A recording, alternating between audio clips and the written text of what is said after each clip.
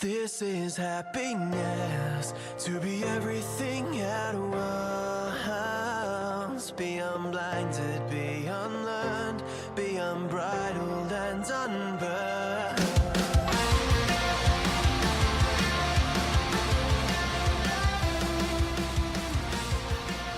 Hey guys, welcome back to another episode of Mood Prep. My name is Dave Nixon.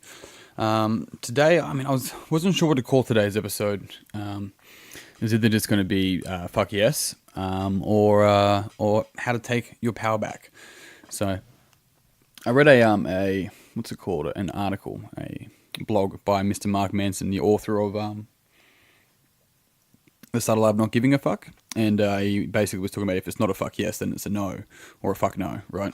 And it's pretty interesting looking at that and looking at that conversation of how we make decisions. And, you know, in this short podcast, I'm going to go through and go how to take your power back. Well, I mean, where does the line finish there? I mean, every single person has a different example of maybe where they give their power over. And sometimes it's worth giving your power over. Sometimes it's like, yep, that's fair enough. You know, whether you get pulled over by police maybe, or, you know, you're in a position with your spouse and it's time to give your power over for a particular reason. You know, the mechanic knows more than you about the car, whatever it may be. There's worth in doing that. It's not like it's a bad thing. Otherwise, everyone's just walking around, you know, not handing over any authority. It's like, hang on a sec, there is a little bit of give in that circumstance, but there's, you know, it's very grey. So either way, what I'm going to have today's conversation on is this angle of how often we say yes, right? And this is what's really interesting, is that we can't say yes to something without saying no to something else. And vice versa. We can't say no to something without saying yes to something else. And this is the beauty of polarity, of duality, of seeing this idea that without the other, it can't exist.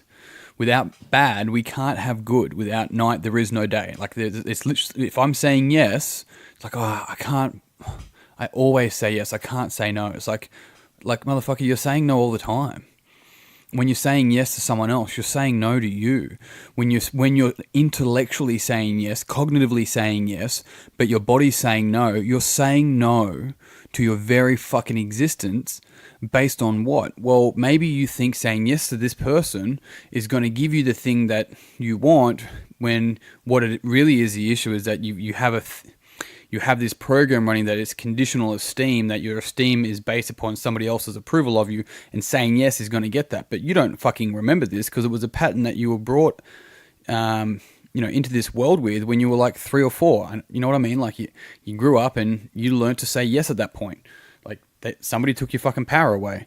And the interesting thing around this is that we go, hang on a sec. If no matter what I'm going to say yes to something, I'm going to say no to something else. I want to make sure that I'm only going to say yes to the things that my 3 intelligent centers say yes to, right? This is why it's a fuck yes or it's a fuck no.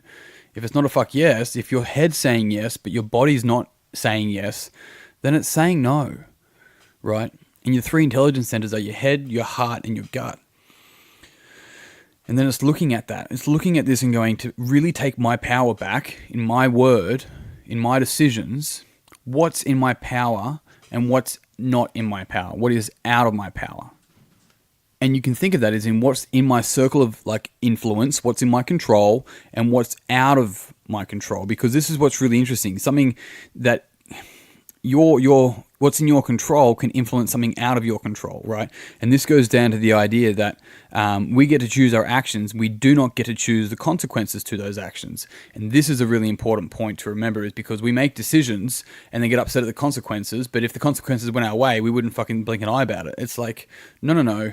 Behaviors are very, very important because, you know, the world will respond, the universe will respond. So we have to pay attention to what is in our control, our thoughts, our feelings, our speech, and our behavior. That's actions. These things are in our control. And so what we need to look at with our saying yes or saying no is going, hang on a sec.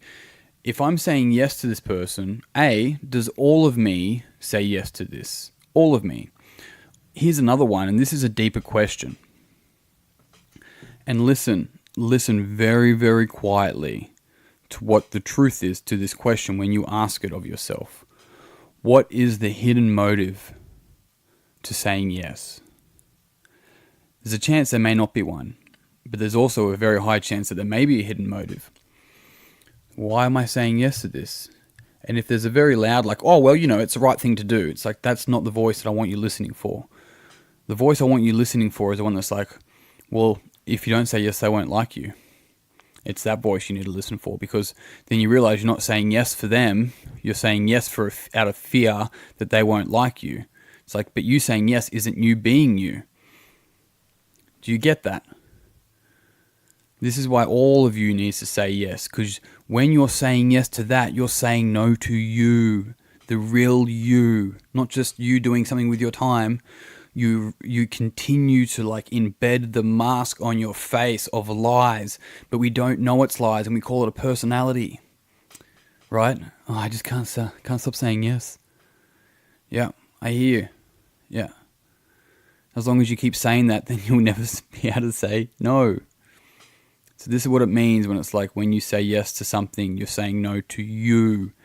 If it's not a fuck yes. Fuck yes meaning that your head, your heart, and your gut is into it, right? Then maybe the motive behind it is like, well, my spouse gives me so much time and love, and this is the right thing to do for us and for him. Great. Okay. If it's, well, if I don't, then my spouse will leave me, and that'll be bad for the kids. It's like, yeah, because now you're just delaying the inevitable. And this is the hard shit. This is the hard conversations. People can avoid it as much as they want. Life's all, nice and warm and pretty and all that. It's like, yeah, it can be, for sure. But we got to work for it. You don't get that shit for free. Love's free. How about that? But we got to get rid of the shit that's in the way. That's not free. It's fucking phenomenal. And we have access to the yes, right? The proper yes, the real yes, the love. We have access to that at any point in time. It's getting rid of the bullshit, and we have to be able to ask questions and really, really intimately and patiently listen to the real answer, and then decide what we want to do with that. Because what lays beyond that is your truth. And every single time we make a decision and we move away from our truth, we strengthen the personality that lies, right? But every single time we choose to lean into the truth, we strengthen we don't strengthen the personality. We strengthen our essence. We strengthen our truth. And that's the decision we have every single fucking day. What is the hidden motive? What's in my control? Do all three of my intelligence centers, my head, my heart, and my gut or my body, do they say yes? Is this a fuck yes? And if it's not a fuck yes, then maybe it's a no. And often we can catch ourselves worrying about what everyone else is going to think. And fuck, you can die doing that, man. Right? Next thing you know, you're just like, wow, what happened to life? And then you're bitter. Yeah, it matters what people think on some degree, but not if you weigh up more than what you think. It's uncomfortable for some people, and good. I'm not here to make you comfortable. That's not the idea of this podcast.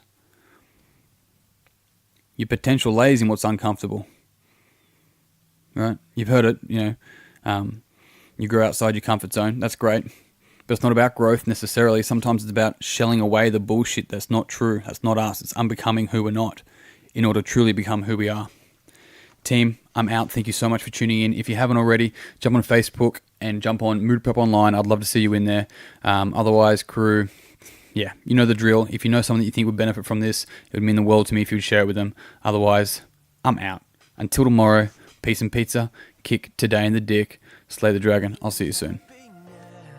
To be everything at once, be unblinded, be unlearned, be unbridled and unburned.